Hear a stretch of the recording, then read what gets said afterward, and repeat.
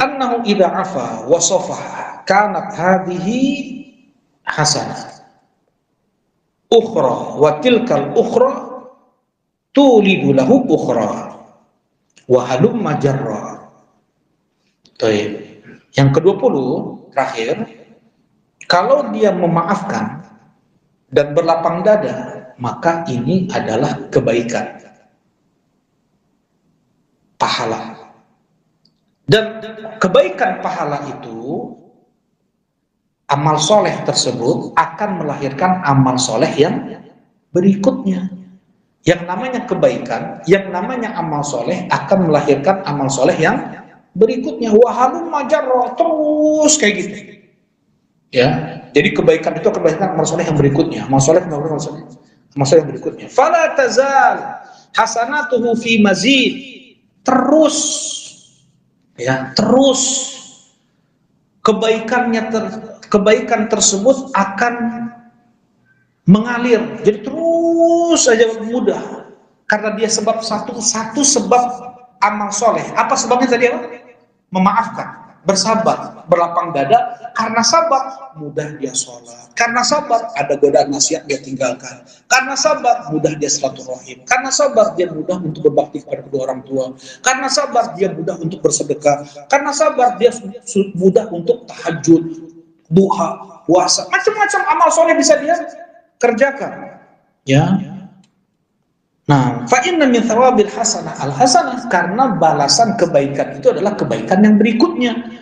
Di antara balasan amal soleh adalah dia dipermudah untuk melakukan amal soleh yang berikutnya. Kama anna min iqabi sayyi'ati sayyi'atu ba'daha, sebagaimana sanksi hukuman bagi orang yang bermaksiat adalah maksiat yang berikutnya.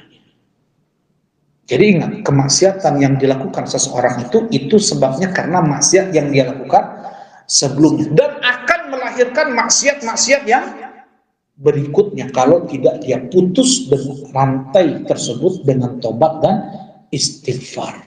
Terus akan melahirkan maksiat-maksiat yang berikutnya. Wa rubbama kana hadza sababan linajatihi. Sekarang kita kembali lagi. Kalau dia memaafkan, ini amal soleh bukan? Amal soleh akan melahirkan amal soleh yang berikutnya, dan bisa jadi itu yang menjadi sebab selamat dia di akhirat. Amal ibadah itu yang diterima oleh Allah, yang lain belum tentu. Kadang umroh, kadang haji, selfie niatannya untuk dibilang soleh, niatan kan ada, kita nggak bisa memastikan juga orang yang selfie dia nggak bisa kita pastikan. Ya, cuman ada yang dakwah ingin ngajak juga saudaranya agar juga beribadah seperti dia beribadah. Ada juga yang ria, ingin dipuji, dibilang soleh, dibilang baik, dan itu ngan tipis bedanya antara ria dengan yang tadi itu. Sangat mungkin untuk ria. Nah, bisa jadi amalan-amalan besar itu yang nggak diterima oleh Allah. Yang lagi sujud, sholat tahajud, bisa selfie, kumaha. Alhamdulillah saya bisa bangun jam 1 malam. Ya. Gimana caranya sujud dia bisa selfie itu coba. Nah, tujuannya apa? Saya ingin dakwah, mengajak orang-orang. Baguslah, mudah-mudahan ada orang dapat hidayah karena sebab antum. Kalau enggak, tipis, antum ada sedikit pujian. Ya eta mah ayat paling ge 10% tah eta riak teh. 90%-nya untuk dakwah. 10%-nya karena riak, ingin disebut, ingin disanjung orang. Itu riak, gugur tuh semuanya. Tong 10%, 1% pun gugur, itu riak itu. Hati-hati, 0,1% itu riak. Nah, fa idzan taqama wa antasar zala dzalika kullah.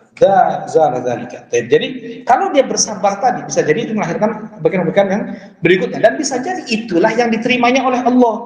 Justru yang besar-besar itu nggak diterima, bisa jadi. Nah, ini karena dia sabar dari gangguan orang, mungkin itu yang diterimanya oleh Allah, dan itu menjadi sebab dia bahagia di akhirat, selamat dari siksaan.